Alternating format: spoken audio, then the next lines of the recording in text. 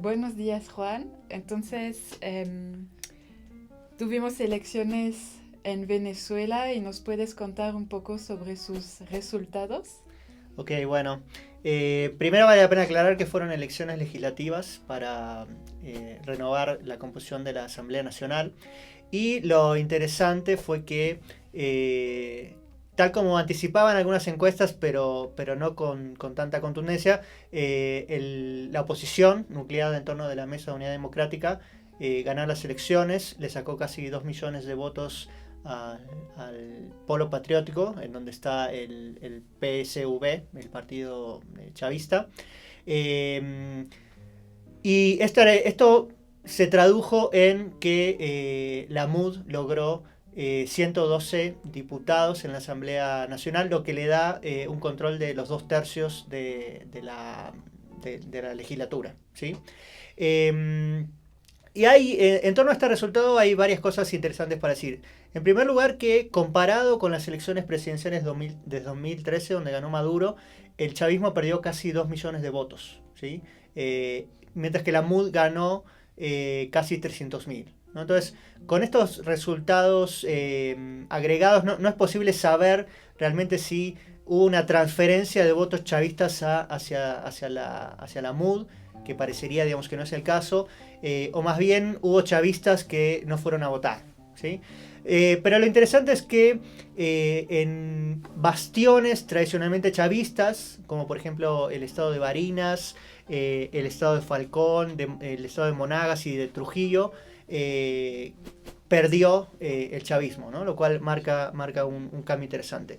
Otra cuestión importante es que desde el 2000, cuando se creó la Asamblea Nacional, el chavismo no había perdido la mayoría, ¿no? Y menos había estado en una posición tan débil como la que va a tener ahora en los próximos 5 años. En este sentido, la derrota del 6 de diciembre, de las elecciones del 6 de diciembre, es, creo yo, la más contundente que ha sufrido el chavismo desde que está en el poder, ¿no? Incluso más contundente que la derrota que sufrió en el referéndum para ver si se modificaba la constitución en 2007, que fue importante, pero no se tradujo en estos cambios institucionales que se van a ver ahora. Y la última cuestión que me gustaría destacar es que hubo un muy alto nivel de participación, ¿no? Digamos, mucho más alto que el de otras elecciones legislativas. Particularmente si comparamos con las anteriores, las del 2010, el nivel de participación, que en este caso llegó al 75%, mostró un incremento de casi 10 puntos porcentuales, ¿no? Lo que lo ubica casi en el nivel de participación de las elecciones presidenciales, ¿no? Digamos, lo cual para elecciones legislativas es bastante alto. Entonces parecería ser que mucha gente que no había ido a votar en ocasiones anteriores, en este momento sí fue y presumiblemente lo hizo por la oposición. Entonces, bueno, una vez comentados estos resultados, me gustaría, Elodie, preguntarte cuáles son los escenarios a futuro a partir de este cambio que se ha dado en Venezuela. Sí, pues para comenzar lo que hay es una sensación de incertidumbre. No sabemos muy bien lo que va a pasar. Es una sensación que contrasta de hecho con la durabilidad del gobierno bolivariano, pero que se explica a mi modo de ver por la polarización política y las tensiones que esta genera en Venezuela. Para el futuro inmediato son tres las principales variables claves que se tienen que tomar en cuenta. Uno, los precios del petróleo. Desde que se convirtió en una productora del hidrocarburo, Venezuela eh, es monoproductora y sus diferentes gobiernos no han conseguido diversificar la economía. En este caso, Venezuela es un clásico ejemplo de la enfermedad holandesa y un fracaso del chavismo es en este sentido de no haber podido diversificar la economía como habían fracasado los otros gobiernos. El petróleo, según estimaciones, porque las cifras oficiales ya no se publican con tanta continuidad, el petróleo representaría más del 90% de las exportaciones del país y casi la mitad de los ingresos del Estado. Entonces, mientras los precios se mantengan a niveles muy bajos, como es el caso desde hace varios meses, Venezuela va a titubear. Los viajes de Nicolás Maduro a los países árabes de este año para intentar de unir a los países productores de petróleo no han tenido consecuencias muy determinantes por el momento. Las finanzas públicas no son catastróficas como en el periodo de la crisis de la deuda, pero tampoco son confortables y el gobierno padece restricciones ahora. Entonces, esto es una primera variable que va a determinar mucho el futuro del país. Las otras dos variables más bien tienen que ver con el contexto político nacional. Primero, será muy importante la cohesión de los dos bloques. El chavismo está dividido en varias corrientes, pero Nicolás Maduro, que encabeza el grupo más grande dentro del chavismo, ha sabido controlar o reaccionar para garantizar su posición. Y vamos a ver lo que va a pasar ahora en este contexto inédito de fracaso electoral del chavismo.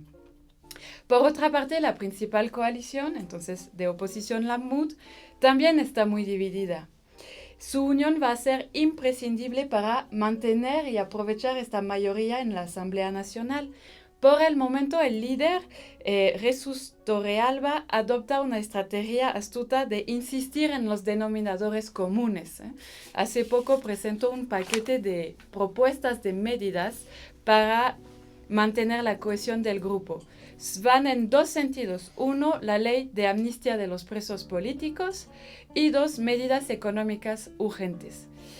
Además de los precios del petróleo en Venezuela, hay un problema grande de inflación y de disfuncionamiento del sistema del control del cambio.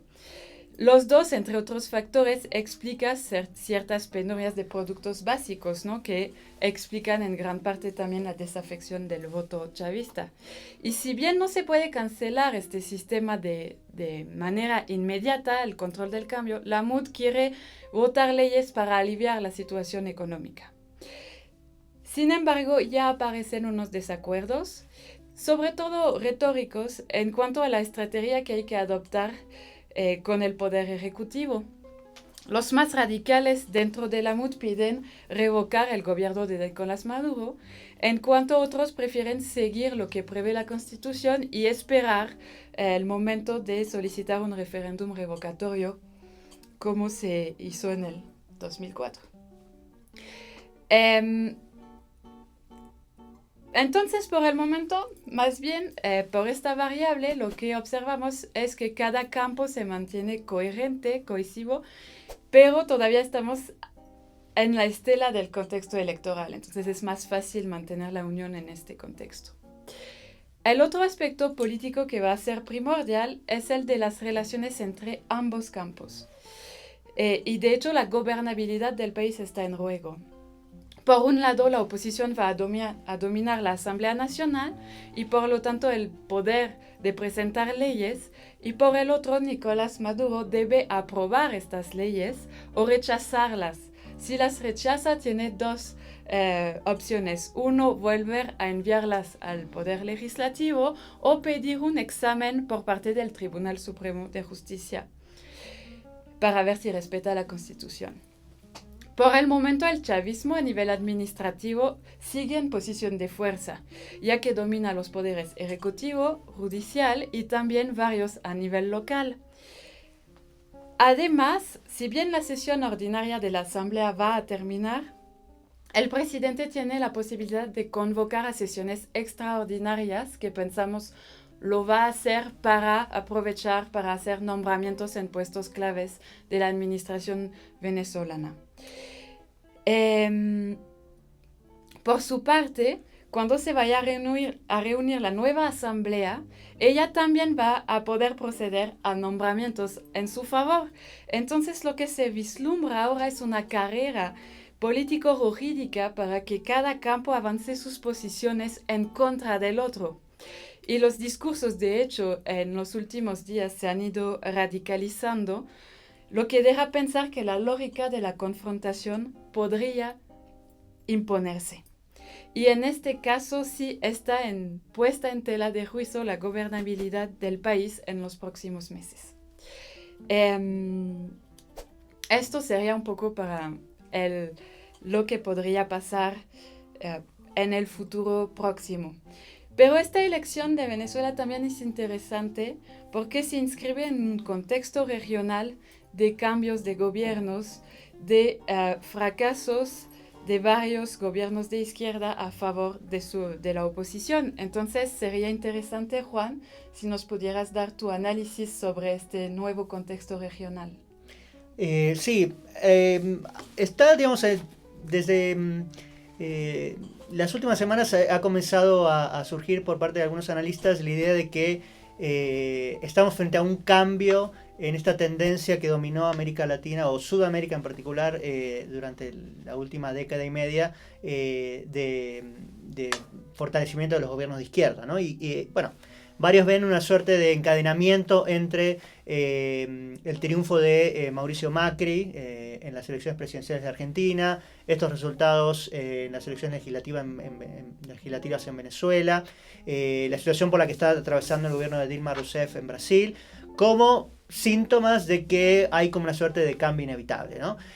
A mí me parece que todavía es muy prematuro plantear que estamos frente a un cambio irreversible. Tenemos el antecedente en Sudamérica, del triunfo de Piñera en Chile, que también muchos vieron como una especie de inicio, de un cambio en la región. Y bueno, con el paso de los años vemos que no se materializó.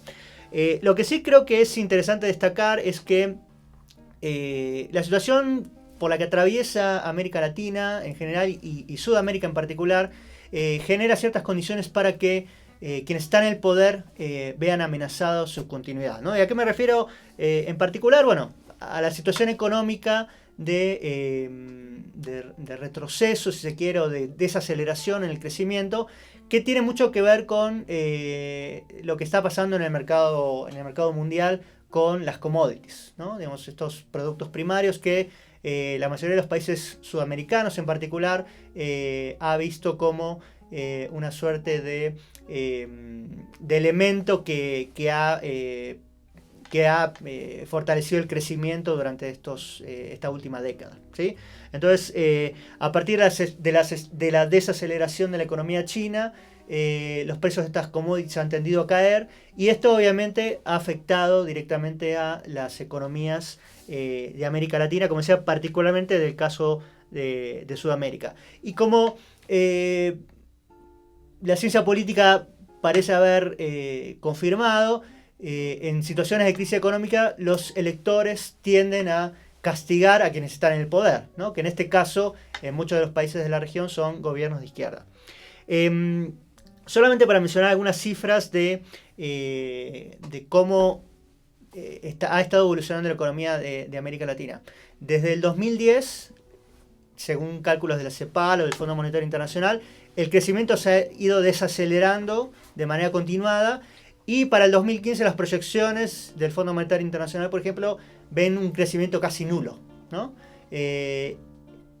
Y esto, digamos, como que plantea cómo es el panorama en general de la región. Obviamente estos son datos agregados. Si entramos a ver en particular qué pasa en los diferentes países, vemos que hay países que tienen una situación económica más complicada que otros, ¿no? Y lo interesante es que los tres países que van a crecer menos o incluso decrecer en el 2015 son Brasil, Argentina y Venezuela, ¿no? Digamos, parece no ser coincidente que esto esté afectando lo que pasa a nivel político. Y en estos países, además, esta falta de crecimiento se combina con un crecientes niveles de inflación, ¿no? Digamos, en el caso de Venezuela y de Argentina, mucho más altos y sostenidos durante los últimos años. Y en el caso de Brasil, es un problema que durante los últimos 2-3 años ha comenzado a ganar prioridad en la agenda, digamos, ¿no? Pero sin embargo, esta situación no necesariamente se puede extrapolar a lo que sucede en otras economías latinoamericanas, particularmente en otras economías de países que podríamos identificar con la izquierda más radical, ¿no? Y el contraste interesante se plantea, por ejemplo, con los casos de Bolivia y Ecuador, que según las proyecciones para el año 2015 van a estar entre los que más crecen en América del Sur, ¿no? Digamos, con niveles de crecimiento entre 4 y 5%. Entonces, digo, todo esto me parece necesario plantearlo como para ver que sí, la situación de América Latina parece haber llegado a una situación de estancamiento que en muchos casos va a requerir ciertas reformas estructurales en algunas de estas economías, pero no necesariamente me parece que esto nos permite prever que vamos a tener cambios inevitables hacia gobiernos más de derecha, ¿sí? Ahora, habiendo analizado este panorama y volviendo al caso de Venezuela, me gustaría, Elodie, si nos puedes un poco contar qué cambios crees que van a acontecer a partir de este nuevo contexto internacional y de la particular situación interna de Venezuela con la política exterior de Venezuela. Bueno, mientras Nicolás Maduro sigue siendo el presidente de Venezuela, podemos prever una continuidad en su política exterior, ya que según la Constitución venezolana del 98, las atribuciones de política exterior están muy concentradas en el presidente de la República. Pero también podríamos imaginar si un día la MUD toma el poder ejecutivo, ¿qué vaya a pasar con la política exterior venezolana? Y ahí de nuevo tenemos el papel de la variable petrolera.